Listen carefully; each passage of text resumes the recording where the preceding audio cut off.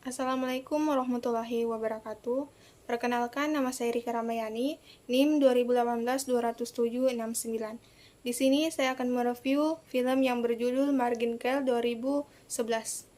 Pada film Margin Call, menceritakan sebuah perusahaan bursa efek yang mengalami kerugian besar akibat krisis ekonomi, sehingga mengharuskan perusahaan untuk melakukan pemecatan karyawan secara besar-besaran. Pada saat itu, karyawan HRD yang bernama Eric Dell, seorang kepala manajemen resiko, menjadi salah satu karyawan yang di PHK oleh perusahaan. Setelah Eric Dell mengetahui bahwa dirinya di PHK, ia bergegas keluar dari kantor. Namun, sebelum Eric Dell keluar kantor, ia memberikan sebuah flash disk kepada bawahannya yang bernama Peter, di mana flash disk ini berisikan sebuah pekerjaan yang belum sempat ia selesaikan. Setelah karyawan yang di PHK keluar, kantor menjadi sepi. Peter membuka flash disk yang diberikan Eric Dell. Di sana, Peter menemukan bahwa Eric Dell sedang mengerjakan proyeksi kerugian perusahaan tersebut. Dan Peter juga menemukan bahwa perusahaan akan mengalami kerugian yang dimana kerugian tersebut lebih besar dibanding nilai perusahaan, sehingga hal itu bisa membuat perusahaan berjalan ke bangkrutan.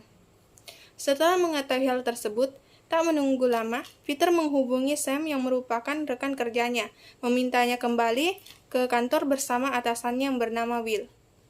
Setelah Sam dan Will sampai di kantor, Peter menceritakan tentang apa yang ditemukan dalam pekerjaan Eric Dell.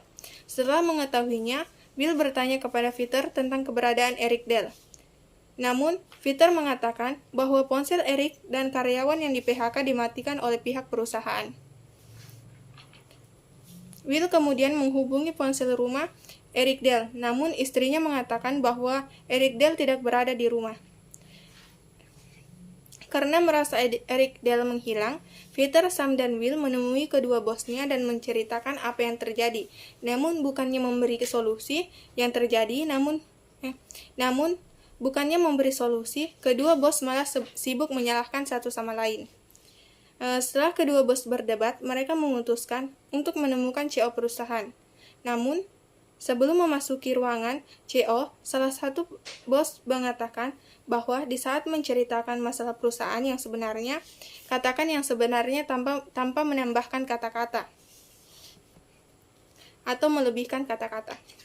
Setelah masuk ke ruangan CEO, Peter menceritakan masalah perusahaan yang menyangkut tentang penilaian risiko.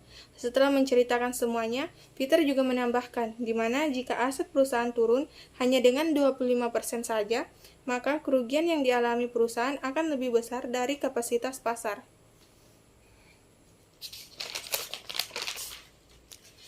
Setelah mendengar cerita Peter, CEO kemudian menyalahkan kedua bos Peter yang bernama Sarah dan Jared. Karena ia tidak melakukan apa-apa dibanding dengan Peter. Setelah CEO menyalahkan Sarah dan Jared, CEO bertanya kepada Jared tentang langkah apa yang harus dilakukan dalam masalah ini. Jared pun berkata, hal yang harus dilakukan yaitu dengan menjual semua aset. Namun, jika ingin menjual seluruh aset yang ditargetkan, kemungkinan besar sebagian karyawan yang tersisa juga akan di PHK, seperti karyawan lainnya. Untuk itu, perusahaan berani membayar mahal dengan bonus yang menggiurkan jika mereka bisa menjual 93% aset yang ia miliki pada hari itu juga.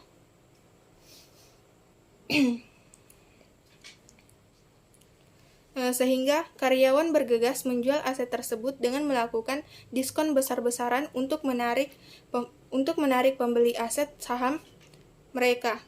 Kemudian pada akhirnya seluruh aset berhasil terjual berkat kerja keras karyawan perusahaan. Setelah aset telah berhasil terjual, karyawan yang dianggap kurang berkompeten terkena PHK.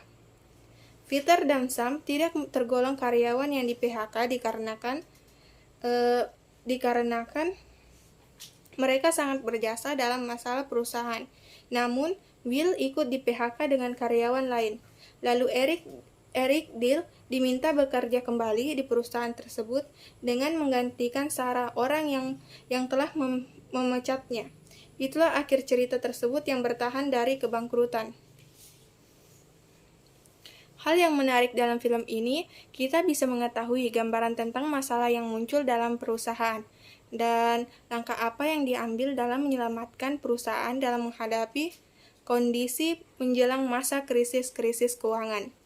Dalam film ini juga, kita bisa belajar bahwa jika kita ingin membeli saham, kita harus memahami perusahaan tersebut dengan mencari tahu riwayat perusahaan saham yang akan kita beli, dan juga memperhatikan kondisi pasar atau kondisi bisnis yang serupa dengan perusahaan yang ingin kita beli. Karena tak jarang perusahaan hanya mementingkan diri sendiri tanpa memikirkan investor.